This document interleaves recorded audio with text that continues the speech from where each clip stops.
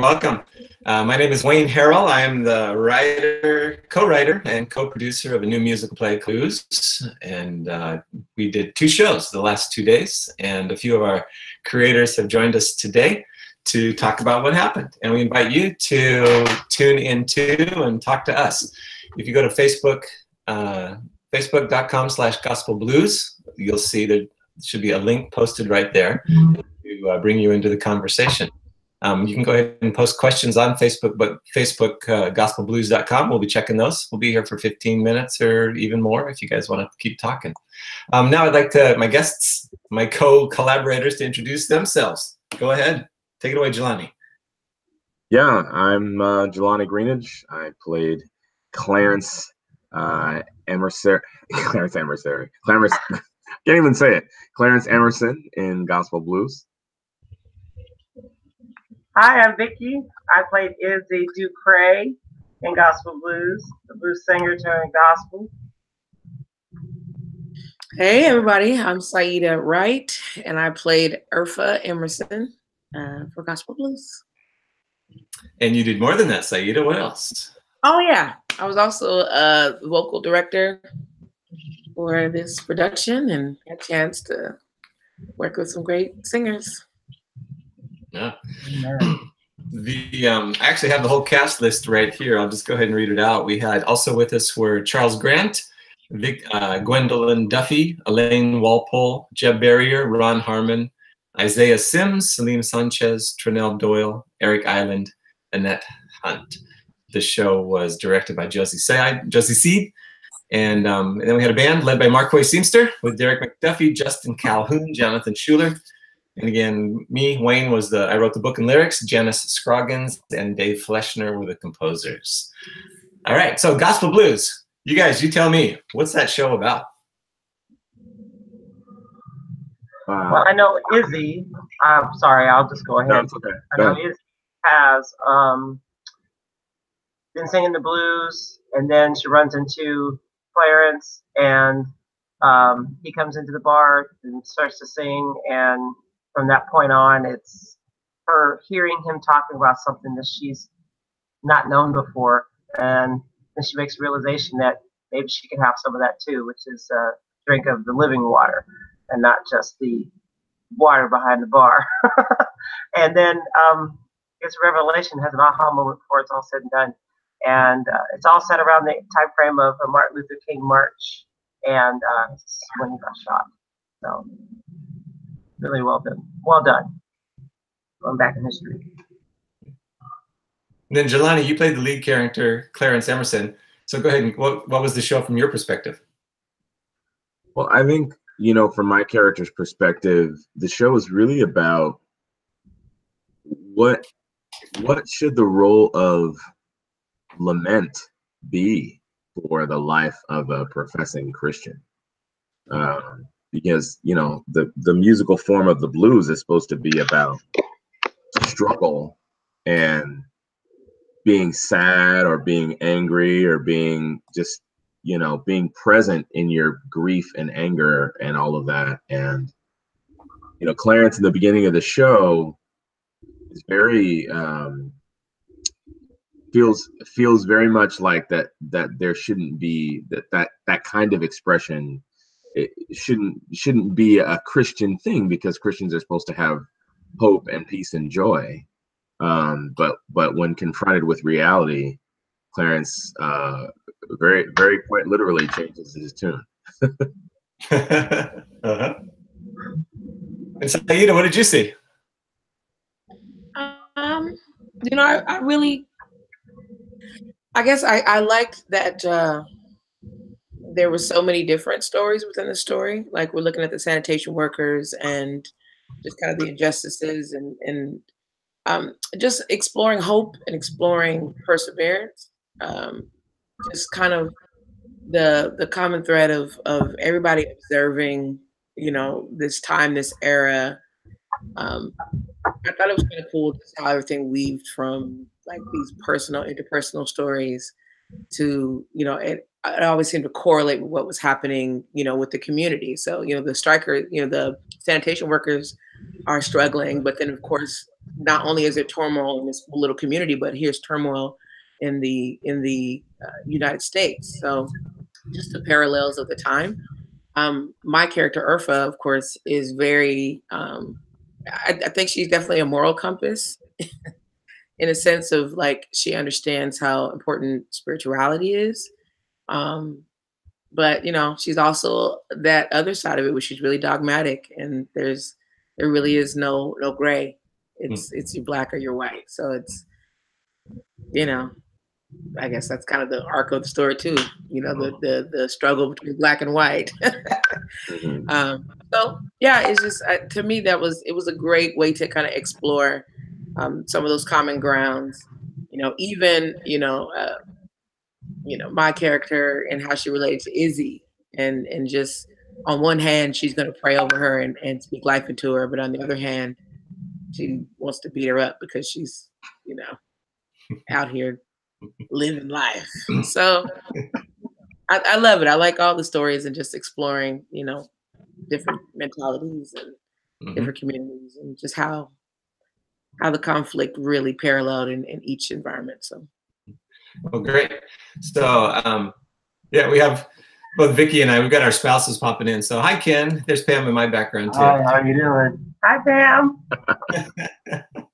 And we want to take this moment to thank our spouses for letting us disappear from the house for so many nights in a row. And yes, many nights.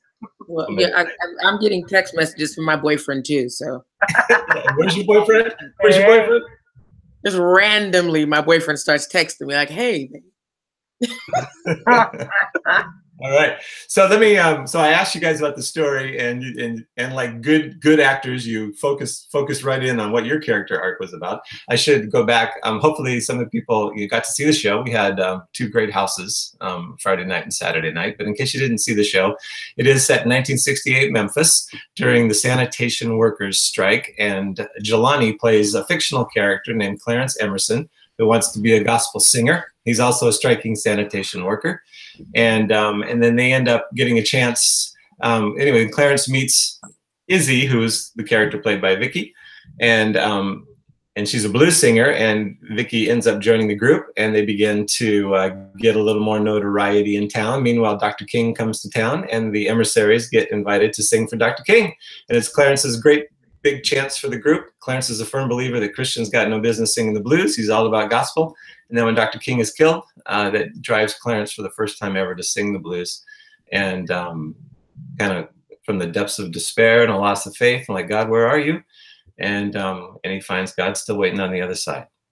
So that's the story arc from my perspective as a writer. Now, I want a question back to you guys. You guys are all professional singers and musicians yourselves. What was it like being in a theatrical production? I enjoyed it personally. For me, I don't do it often, or I'm doing it more now, but this is not a regular occurrence. So it was great. It's definitely a learning experience. Stretches you, pulls you, but for me, it was always great getting to know more people and seeing some of the other thespians in the community. I had a great time. It was good. Mm-hmm. I'll just say I was very grateful for the presence of other professional actors in the cast. Their presence gave me a lot of confidence. And I also think, it's interesting. I've done a lot of singing, and I hadn't done any acting in a long time, but I did do a fair amount when I was younger, when I was in college, and a little bit in high school. And what I like about the musical format is that sometimes as a singer, you need a little extra sense of narrative to drive your performance of a song. And I like the fact that, in this context, it's all very explicit in the sense that there's a clear motivation for why you're singing and what you're singing. And for me, I actually do work as a pastor, and I've, spent many years as a worship leader. So the content of it felt very natural to me, and I could relate to it. But it's also still a little tricky to remember that as you're singing, you're still acting. Like, it was very helpful, Wayne, your writing and Dave and Janice's music. It was helpful that music had content in it that I felt strongly about, so it wasn't like a stretch for me. But at the same time, there were still moments where I had to remember, like, this is not just some song we're singing. Like, we are having to embody, like literally embody this music as we're up here and help the narrative continue to push forward. So that was kind of a stretch for me in that way. So Vicki, we'll get to you in just a second, but Saida, what Jelani just mentioned, I've seen you do this in rehearsal often as a vocal director. You really get after people to know and understand what they're singing. Talk a little bit about that. What's your thinking behind that? For sure. I just believe that in order for it to really convey to other people and connect on, how do I say, on a more spiritual level, on a cellular, like, energetic level, you really have to step into that emotion. You have to step into that character, that thought, because physically something happens to us when we feel in a particular emotion. So, if I am sad, I should feel. If I'm singing a song of sadness, I should feel sad. If I don't feel sadness, then it's not going to connect with the person who's listening who is sad, because you can genuinely tell when someone there's a like spirit or a like connection. I think on a level that is subconscious, we can tell when someone's faking or when they know or they've experienced a particular thing, or they can really empathize and sympathize with what you're feeling, what you're going through.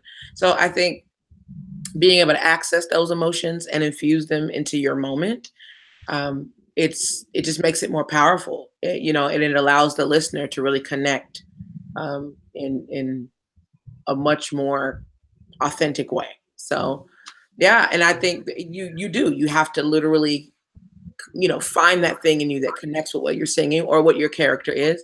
Like, I know so many Urfas. Like, and at what point I was an Urfa. There was a time in my life where I thought just like Urfa. So I understood how Urfa, what she felt, the betrayal. I understood that she was concerned and she was afraid for Izzy and scared for Izzy. And that, yes, I'm angry because this person just, overdosed, and I'm fearing that she's going to die. So it's not just, I want to control you. It's, I don't want you to die. So I don't want you to be at the Red Rooster. I don't want you to go there. I want you to pray. I want you to find God. I want you to live this holy life, because I love you. So it's I think layering it that way, like really looking at that experience. I want Clarence to be happy. I want Clarence to find and sing that dream, but I also don't want to be homeless. So it's just finding those stories, finding the motivation behind the character, why they're doing what they're doing, and then again, your audience, the listener, they will connect to those. Yeah. Great. So speaking of all of that, Vicki, I understand this had, besides just an acting connection, I had a personal connection to you. The character that I just out of the blue said, "Hey, would you come join us?" Tell us about what happened with you in the show. Well, let's see. With Izzy, she sings blues in a club, but she's also doing drugs and drinking. She overdoses along the way right after meeting Clarence. And then as time goes on, she starts to see the message and see that there's a light that's different than what she's been doing. And then she starts to understand, oh, hey, there's a God and he loves you. And in the play, and then at the end, it's like, I want to just sing for him. But then the blues comes back around and snatches me away again, which over time I connect with very well, because I moved here in 2004 from Las Vegas, Nevada, my hometown. And when I left there, I was in a bad marriage and we were both doing drugs. And I got here to get away from that because it was spiraling out of control rather rapidly. And I thought I was hiding it. And when it all came out, he was in jail, and I needed to get out of there when he got out of jail because now he was not acting right. So I had to leave there, come here where my dad was living in Oregon, came here, and got to church almost immediately. Somebody saw me. Somebody said, "Hey, why don't you come? Come to church with us?" They saw that I was sad behind my eyes, and they knew that something wasn't right. So they came in and gave me the hand that I needed up and helped me. And when from that point on, then blues came along, of course, shortly thereafter. So now I was struggling with Saturday night in the club, Sunday at church. And I had to be at church early, and it got to the point where the Saturday night at the club started to eat away trying to be at church on Sunday. So I chose the blues because I wanted to be a singer, a star. I wanted to be out there like, Whitney Houston and the rest of them out there. And so I did that. And I did that journey for 10 years. Blues bands and the whole thing. And got back to God in the midst of all that and understood where I really should be. And here I am. And the storyline was like, I connected with it so well. And there's times my mama did pray for me, crying, and she was praying for me. And she would come to me because I would drink and drink. I didn't do the drugs anymore, but I would drink like a fish and being unsafe. And she just would cry and just tell me, "I just worry for you." So that song connected with me in a huge way. And I think about her. She's in heaven now, but I think about how her influence on things that I didn't do right then, that I know I'm doing now, that I know she can see I'm doing right now. She was an influence in all that. So the storyline, connecting with it wasn't a stretch. Sad to say, but it wasn't a stretch. But I'm also happy to say I understand who I am in God, and I know that I'm loved, and I know that He saves. And it doesn't matter what you've done or where you've been, He comes to your side and He's there for you. And that play, I believe, conveyed that all the way through. So I'm really grateful for the writing, the music, everybody's contribution, being in there with professional actors, because that's not my scene. I act on stage to sing a song. Entirely different being in a character for an hour or more. And I was grateful to be around so many professionals that I pulled from because I watched what they did and went, oh, okay, this is how I should do that. And advice. So it's awesome. I'm grateful to be a part of it. That's great. It's kind of like in the play. There's that line where they're singing at a union rally, and a tent meeting breaks out, and here we're talking about a play, and we got a tent meeting breaking out again. So that's a good thing. Aida, did you have something? Yeah, it was funny that I met Vicki. We kind of shared this little story. I think at Maranatha, that I met Vicki at a blues club, and she noticed how uncomfortable I was because it wasn't my scene, which is really funny. And I noticed her right away because I was like, she was so comfortable, and of course she's super tall, and she had this big voice. And, on the flip side, we're in Oregon, so it's not a lot of Black people. And so that was the other thing. I was like, wow, this really tall Black lady is just wailing in here. It was awesome. And so, and then, skip forward some years and I see her again in church, and it was cool.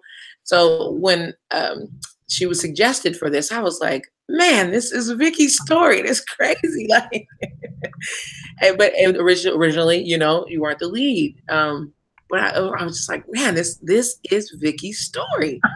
And so it was, of course, it was unfortunate that our Hillary wasn't able to do it. But I was like, this is so perfect. I feel like it's perfect for her. Like it fit. And so, yeah. Yeah, we had, in case you don't know, we had two of our leads both had to step away because of other issues that pulled them away from the show. And Jelani was the first one. He came in. We'd been rehearsing music for a month and a half, and so Jelani knew all the music. And then he came in on the Sunday before we went live, and I said, "Hey, Jelani, we need you to be our new leading man." Jelani, what would that feel like?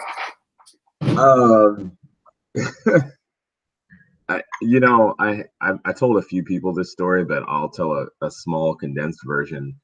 That Sunday afternoon, when I was rolling into rehearsal, I had been up early. It's really early that morning. I had to preach and lead worship and do a Bible study that afternoon, and so I was just dead tired. driving. I live in Hillsboro. I'm driving, you know, on Highway 26 to Northeast Portland.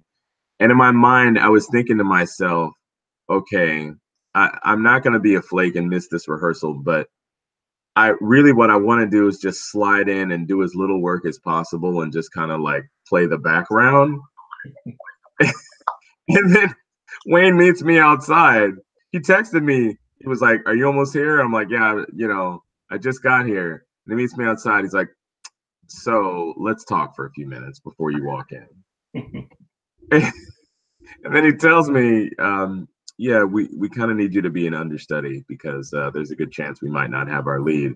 And I just remember thinking, this is what I get for, you know, making plans. You know, that joke, if you ever want to hear God laugh, make plans. That's exactly what I was thinking. And so I was just like, okay, well, here I am. I mean, you know that moment in the show where Clarence was like, here I am. That's exactly how I felt. I was like, I got nothing, but Wayne thinks that I can do this. So here we go. And then actually, you know, then I had kind of a whole day to kind of let it settle in. And then by that Monday rehearsal, I was up for it. I was actually really excited, but yeah, it took about 24 hours for me to feel ready for it. Yeah, I got to give credit. When it was clear that we were going to need an understudy, I was thinking, Frank, I mean, I had approached you first, Jelani, from the very beginning, and you turned me down. And so when we got That's true. When we got to this point, I was like looking at some other cast guys, and I was talking to Josie, and Josie goes, "No, I think Jelani. We should ask Jelani." So I got to give credit to Josie, who was the one that said, "Let's ask Jelani first." And Jelani came here. So I want to ask you about Josie. Josie was the director of the show, and she's an actor and a playwright herself, and a wonderful human being. What was it like working under Josie C? Josie was such a delight, such a delight. This is a little obscure, but Josie has this energy that I really love. And it's like this odd combination of being like sassy on one hand, but also a little bit flighty on the other, like simultaneously. And I feel bad even saying flighty because I really don't mean that in a negative way. It's not like she was absent-minded, but just has this floating, unpredictable energy about her that when she comes in, she's like, "All right, here let's try a little bit of this. Let's do a little bit of that, and let's, you know." Just even in her movements and the way she's thinking and externalizing her thought processes and, you know, how she calls everybody my love or my dear, even when she doesn't know her name. It's, you know, it's like, yes, my love, I need you to, no, not you, my dear, my love, him, my love. I loved working with Josie. Yeah. I would rate her 10 times out of 10. All right. He said it all. I agree. Yeah. I've never worked with somebody that closely because this is like I've done a couple little tiny production type things, little deals here and there over the years, many years, but she was delightful. I know people were like, "Ooh, when Josie gets here, ooh, and Josie." And then when she was there, I went, I get it. Yeah, because she had the vision, she had the thoughts, and she really brought it to life. When we were looking at it on paper, going, "How is this really going to pan out?" And that's what was going on in my head. How is this really going to? What are we gonna? How was it? And then when she came in and went, "Oh," then it brought it structure and life and some other stuff to it. Considering we weren't doing all the little things and written in between, she was wonderful. I enjoyed her very much. Yes, very positive. Yeah. This production was a staged reading. It wasn't a full production, so that means the actors had their books in their hand and all kinds of stage directions, very important stage direction that I've been thinking about for years and very carefully put down there. They all go out the window. And Josie adapted it to that. The one I was most interested in, there's after Dr. King is killed, in Memphis a few days later, there was a march. 30,000 people came to Memphis. It was led by Coretta, and Harry Belafonte was there, and just several of the leaders from Dr. King's group. And it was a silent march, 30,000 people go by. And so that's what I wrote. I put that in the script. All right, silent march, 30,000 people go by. Just kind of smiling to myself. Yeah, how's the director going to do that? And I looked at Josie when that was coming up in rehearsal when she was about to stage that. And I go, "So you got a plan?" And she just looks at me, "Oh, I got a plan. I got a plan."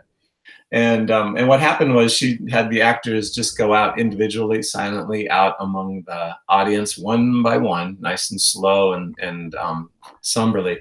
And you know, and it was a very powerful moment. And then after that, there was the blues, just kind of a blues moan, you know, not even any words. Blues moan starts to come in, and I had flagged that to be Izzy to be kind of singing in the bar or hearing her come out of the bar. But actually, Josie said, no, I want Izzy and Urfa both to be doing that, and so she placed them kind of on, like antiphonally on both sides of the audience, and they would just. Became a call and response back and forth. And I was like, whoa, this is great. I'd never even thought of that. And I'm so grateful to Josie for coming up with that. And it's now going to be in the script. So I'll take all the credit for it moving forward.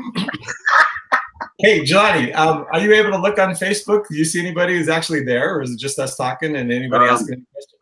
I don't see any questions posted. I have seen people who've responded to the link, but I don't see any comments or anything yet. Okay. All right. So I've been asking lots of questions. Do you guys have any questions that you want to ask each other? I see that hand. I have a question in general about the process for picking the parts, because my husband came to see it. First time he's seen me act in anything, really. And he was really blown away by the whole production, because he pictured us sitting in a circle with our books in our hand, just reading out loud. And I said, that's kind of what I pictured. But when he saw the whole thing, he just said, this is awesome. So in the process of the cast, because the singing was so amazing, that starts with a lot of singing. And he said, but then the acting was equally amazing. And it's a play, so it's like you kind of pick people who are going to be actors. How did you pick people who could act and sing? How did the process come about for picking who you had for the roles, even if the ones you picked didn't end up staying in the role? How did the whole cast? Because it was just, I just wonder how that process comes about for you, or whoever it was that did the casting. Yeah, so Alonzo Chadwick was the co-producer, and Alonzo and I, we spent some time from the beginning just kind of talking about people who we, as producers, who should we draw in? The very first thing we said was, well, we need Saida, who's there up on screen. Hi, Saida. We're like, we need Saida to be as involved as possible, both as a performer and as a musical vocal coach. And so being Saida was number one, and Alonzo too. Alonzo was the other cast member who had to step away, but it was going to be Saida and Alonzo. It's all over the marketing and starring Saida and Alonzo. And then unfortunately that again, Alonzo had to step away. So both of those are like pretty much the two best gospel singers in Portland right now. So that's why. Amen. We just started there. And then it was like, okay, you guys, and then, so basically from my perspective, I'm like, Alonzo, Saida, who do you think should be in this? And whatever you say is, yeah, right. And, they knew it was going to be actors acting and singing. And so they just began to share names. Every once in a while, I had an idea, or like Josie, we had Jeb Barrier, who played Mayor Loeb, pretty much the villain through the whole thing, a real character. But Jeb had been in a play of mine, and Josie too. They'd been together, and we both knew he was just an amazing actor. And he's just Jeb's just an average singer, and he would sit there in rehearsal and watch you guys, and he'd be like, "What am I doing here?" That was all I gotta say. Yeah. Yeah, and then he would act, and you guys were going, "Oh my goodness, what is he doing? What am I doing here? We're acting with this guy because he's so powerful." And then we brought in then some other actors like Ron Harmon, who again is just he works in opera and musical theater, and we just know that he's a solid actor. And Gwen Duffy, or I think probably about the limit of our invitations, and everybody else came from Saida and Alonzo. Like Eric Island, who has been Alonzo was like, oh, we got Dr. King in the show. We need Eric. Eric is like the Dr. King in Portland. And so Eric joined, and then we started losing. We needed more singers, and so like Saida would just start calling her friends, and she'd go, okay, now I've got Annette. Oh, now I have Trinell. All right, now I've got Isaiah Sims, and Salim. Salim again is another singer actor that Josie and I both know, and so we brought him. And I think, did I hit everybody? So it's basically, and then Elaine Walpole too, who again sings with Alonzo at Maranatha. And yeah. And Charles Grant. I'm sorry, Charles Grant. Charles Grant was the fourth lead. He played the boyfriend of Izzy. And Charles is a Grammy-winning singer-actor. Charles, I'm sorry if you're listening that I forgot you, because Charles is actually the epitome of the highest level singing and acting to me we had in the cast. I mean, he brings both of them. We had a ton of great singers who turned out to be really, really good actors, and we had some really good actors who could actually sing and kind of blend and hide among you guys and not bring anything down. Charles, to me, is like, he's a 10 and a 10 on both singing and acting, and so that's what happened there. Love it. Thank you. Mm-hmm. Any other questions among you guys? We're at about half an hour now, so I think we'll move toward concluding here. But if you got any other questions. I don't really have a question. I guess I'll just give one concluding thought from me, which is I hope the show can continue in some form, because I think it really has a lot to say to Christians in general, but specifically to gospel artists, because I like when Saida said earlier, and which I appreciated that she said this, I could relate to Urfa because I was Urfa.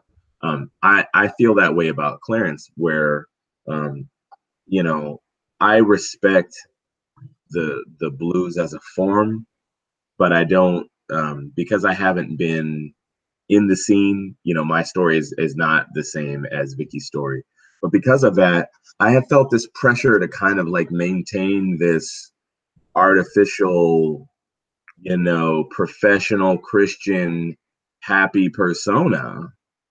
And I would hope that this show can give permission, particularly for gospel artists, to just talk about real stuff and to have real emotions and not feel like they have to be on 24/7, or that they have to, that they're bad Christian, if they admit that things are horrible sometimes, and sometimes you just need to moan and wail and, God forbid, maybe cuss a little bit here and there. You know what I'm saying? Like, I'm not advocating that we all just, start working blue all the time, but I just think this show really has a lot to offer gospel artists who want to have authentic artistic exploration and expression, and not just recycle all the same churchy cliches. So I really appreciated it, and thank you, Wayne, for offering it to me. Well, thank you. Mm-hmm. Well said. I agree. Saida, Vicki, like, closing thoughts? Our human experience is universal. We all have the same human experience. We all feel, and I think the blues it's just an extension. We at Easter, we in the church, we spend a whole lot of time singing the blues when we speak of the resurrection and crucifixion of Jesus Christ. So I think oftentimes it's just perception. The human experience is very common, and we all have it. And no matter what you call it, it's still the human experience. So it was fun to explore both sides and open some folks up to maybe something they weren't used to. And keep it up, Wayne. Yeah, Wayne. Yes, Wayne. I do have a question, Wayne. This production, is this something you said has been in you for years? I think you might have even said decades. How long has this production been something you wanted to come to life? I believe you did something like this, or was this show years ago? Can you elaborate on that? Sure, thanks for asking. Yeah, 25 years ago, I had a conversation with somebody who I was just starting to get into the blues and learn about the blues. I was a big jazz fan, and I was kind of moving toward blues just as a new place to learn. And I noticed somebody said, not to me personally because I wasn't a blues performer, but somebody said, well, Christians got no business singing the blues. And it was like time stopped, and I was like, I did not. And like truly for 25 years, I've been going, no, I don't think so. I mean, and it just, so that's what really, to me, that's what inspired the whole play. Wow. Like, wow, is that true or not? Or what does that mean? And so from there, it was like, okay, what kind of person would believe that, and what kind of person might get driven to face the opposite? And so that's why, the character of Clarence, a committed Christian who believes Christians got no business singing the blues. And then what happens if he gets sent that far? And I love that. and a friend of mine who's a great teacher, he pointed out Psalm 22, which is the psalm that Jesus quoted on the cross. My God, why have you forsaken me? And he's like, this is the blues. I mean, you know, the blues is, you know, gospel's all about thank you, God. The blues is, oh, God's gone. There's no God. What's going on? How your life? Not only was why you forsaken me, but could you please take this pain away? I'm in pain. Will you take this pain away? Please. Yeah. And then he came out and cussed out his homies. I love it. He got mad, like, for real? Seriously? I'm dying? You can't give me an hour? You know? Like, I love that picture of Jesus. Like, this is what we're doing? This is what we're doing today, huh? I love it. That's what we're doing today. So Jelani, so that's like the climactic song, and Jelani just, oh, am I gone? No, you're still there. Jelani sang it so well that there was a bunch of pastors that came to our show Friday night. And they were all like, oh yeah, on come Good Friday, we're going to have Jelani. He's going to like this church at 1:30 to sing. He's going to this church at 3:30 to sing. He's coming over our church at 5:30 to sing it. 7:30 is going to be in my church. He's going to be singing, my God, why have you forsaken me? Because Jelani killed it so much. So yeah, that's where that song came from. I should say in the future. So obviously this was the very first time. So I started it 20 years ago working with Janice Scroggins, who was an amazing composer and a wonderful woman. And it was just such a thrill to work with her. And we wrote it. It wasn't a very good story, but she wrote beautiful music. And then after that, I discovered the whole Memphis sanitation workers strike. And with the death of Dr. King, I was like, oh yes, that's what would drive somebody like Clarence to finally sing the blues, you know, at Dr. King's death. And so I rewrote the whole play to match that. And then Janice and I weren't ever able to reconnect and redo the songs, because all the songs we'd done before no longer matched that situation, unfortunately. And then Janice passed away a couple of years ago, and which was so sad. So a couple of her songs are still in there. I tried to use whatever I could. And then meanwhile, I partnered with Dave Fleschner, who's a local composer and a great friend, and he wrote beautiful songs. And you can't tell. You can't tell who did what. I know, but we have those songs, and then there's some great spirituals too, which was it was such a thrill. I mean, in rehearsal and in performance, it was such a thrill to hear that music coming from you guys. And so moving ahead, you know, obviously this was a concert reading, and I would love, you know, for this play to continue to go on, and trying to find opportunities for production here in Portland or across the globe with the interwebs, thanks to the internet. So gospel blues, if this is of interest to you, give us a call and we'll work on it. All right, Vicki, did you have any other last thoughts? Oh, just thank you for the opportunity to be a part of this. This was huge and life-changing, and I feel God doing something else in me now. And I'm just saying, this was amazing. I really got to get to know Saida more. I didn't know Jelani before, but I've gotten to know him, and I love Jimmy Charles, but play Jimmy, and so many other people. I love people, and this was really like just soothing to my soul and my spirit, and everybody embraced me, knowing I felt like I was out of fish out of water a little bit. The singing part, yeah, I got that. But the rest, I was like, whoo. So I'm grateful and thank you. And it was amazing. And everybody who saw it, my friends who came. My friend came one night and loved it so much she had to come the second night because she was only going to come for one. She says, I got to come back. Can I please get in again? I'm like, come on.